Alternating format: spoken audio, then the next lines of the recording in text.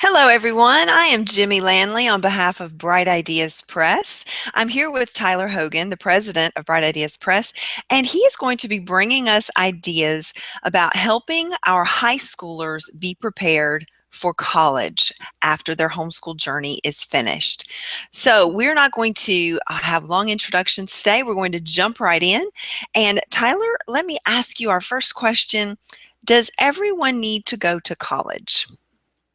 That that's a really good question. I think the short answer is no. There's definitely a long answer to that, and some really good options and alternatives to college, depending on what your student is interested in and the kind of career path that they're looking towards.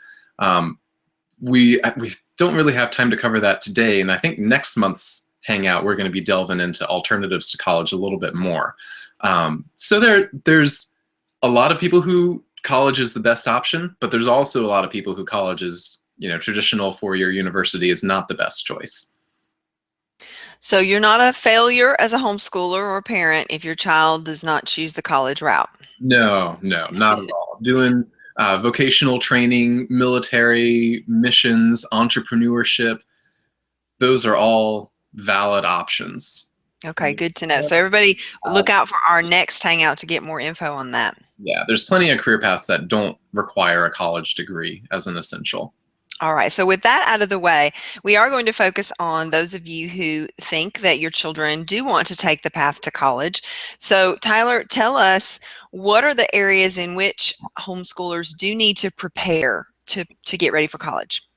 Well, I think the three primary areas to prepare are the mind, so talking about academics, the heart, so talking about emotional and relational maturity and skills, and the hands, their life skills, their character, and being prepared to function as adults. And incidentally, I'll just throw out a shameless plug here. We're going to be talking about all of these in much, much, much more depth and detail at the Embark conference, which is coming up right around the corner. And you can go to embarkconference.com and register there. There's a whole host of speakers who are going to be delving into all of these topics. But to start off, when talking about the mind and how you can prepare your kids' minds and get their academics going, one thing to keep in mind is that you really do want to tailor what you're studying in high school for what they're looking to do in college. I mean, there's certain basic minimum requirements that you have to meet, but with the electives that you get and also with the level of intensity that you study some of the other topics, you can really do a good job of customizing their education. So for instance, if you've got a kid who's going to be a meteorologist, you want to go heavy on the sciences, heavy on the math, throw in some geography, and maybe not necessarily take 4 years of classical literature. Like that's not going to be the best use of credit hours necessarily.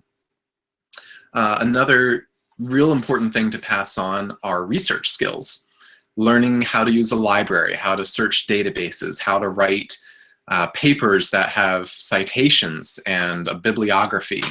Learning just the idea that you don't have to know everything, but you need to be able to find out anything. And those kinds of research skills are going to be hugely important to be successful in a college academic kind of setting. I think those research skills and the sense of wonder and the desire to keep learning and discover new things, coupled with intensity in the appropriate areas, is a solid way to prepare your kids' minds for college. As far as heart goals and emotional and relational maturity, some things to consider covering, and covering is kind of an odd word because this isn't something that you're going to necessarily find in a curriculum, but you want to teach your kids things like how to process their emotions, how to deal with difficult circumstances, with grief, with regret, with friends who are going through hard things. How do you talk with and counsel your peers when their mother dies, or tragedies happen, or things are going on in world events that affect you. Knowing how to handle those kinds of tough situations, and even knowing how to handle the everyday situations, how to pick good friends, how to relate with people respectfully and with humility, Those are absolutely crucial skills. And then, of course, there's the whole, how do you prepare your kids for the dating scene or the courtship scene, or whatever terms you want to use for that. That's also very important, and that's going to be different from family to family. So this is instilling those values that you have in their hearts. And I mean, above all, loving Jesus. That's not something that you can force on them, but that is something that you can model for them and show them why this is a good idea. So, and you said that for this area, there probably isn't, it probably isn't going to be taught through a curriculum. So then how do you do it?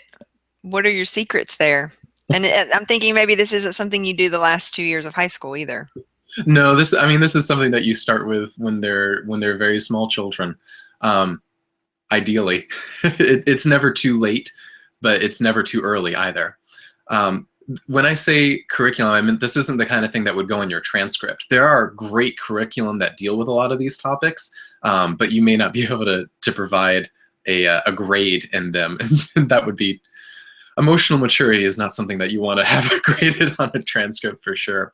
But yeah, read books together, give them reading lists, have lots of conversations as much as you can. Ask questions. I find more than anything else, if you want to get kids to open up and have these kinds of things, ask them questions, ask them for their opinions and thoughts. And even if what you hear is absolutely, without a doubt, wrong, it gets the conversation going, and instead of shutting it down. So I think that's one of the most important things is reading and talking as much as you can. Those are great tips. So find good books and then discuss them. I like that a lot. That sounds easy enough. So the last one I think you said was life skills. What kind of life skills do kids need to go to college? Things like understanding consumer math, putting together a budget. Those are things that, consumer math as a high school course has kind of a bad rap. It's like, the dumb kids version of math for people who can't handle geometry. But I think that's absolutely the wrong way to look at it. That is probably the most important math you will ever have.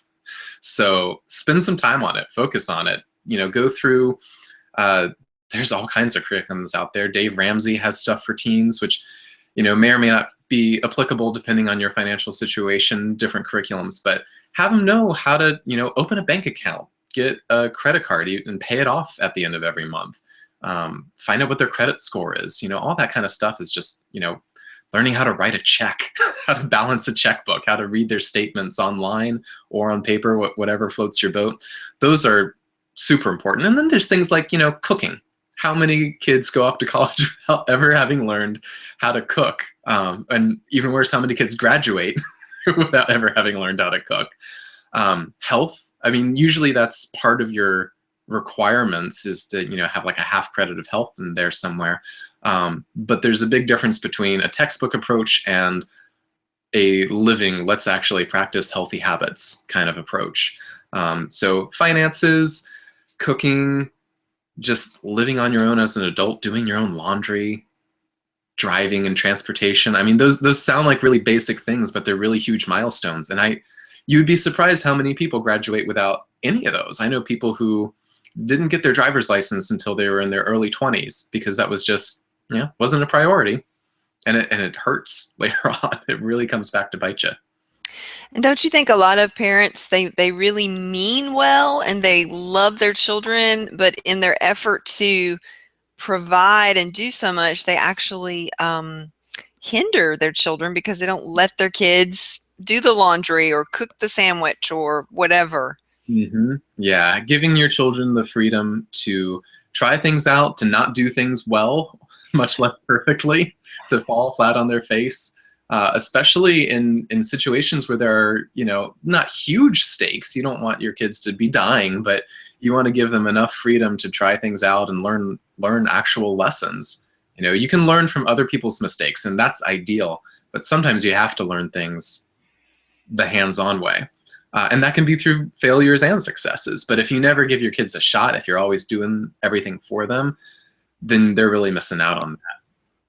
So Tyler, you mentioned embarkconference.com. I know this is coming up soon. I believe it starts February 22nd of 2016. But let's say people are watching this broadcast after that in March, April, May, or even years from now. Is it too late for them? Oh, no, no, no, not at all. We're going to be recording everything, and there's going to be a spectacular panel of speakers talking about discipleship and academics and college prep. You know, everything from how to handle media discernment in your house to understanding how the Bible fits in with science, or what topics are important to cover in world history, to how to put your transcript together and calculate a GPA. You know, that real hands-on nitty-gritty stuff, the philosophical kind of stuff, it's all going to be in there. And there's also a free bonus ebook that's going to have a lot of great resources and information in it. And you can get that at any time at embarkconference.com. Bright Ideas is putting on the conference, so everything will be recorded and we'll have it packaged and available for you, hopefully forever. And it sounds like this is something great for parents of maybe even junior high kids, maybe 7th, 8th, ninth grade. Would that be too soon, or? No, I mean, this kind of information I don't think is ever too soon. You know, when it comes to learning hand skills like preparing someone for a vocation or a trade or a career, you're going to want to be picking up on the clues as early as you can. Obviously, you know, you're not going to send your 7-year-old off to apprentice with somebody as a veterinarian's assistant or anything like that, but it's good to be thinking along the lines of, how can I prepare my child for adulthood? I mean, because really that's kind of the goal of parenting, is you're wanting to raise adults, not just big kids. So it's never too early to be thinking about these kinds of things. And when you're ready, the ebook handbook is going to be there to help you with the nitty-gritty kind of stuff if you need the worksheets and the transcript samples and all that sort of thing.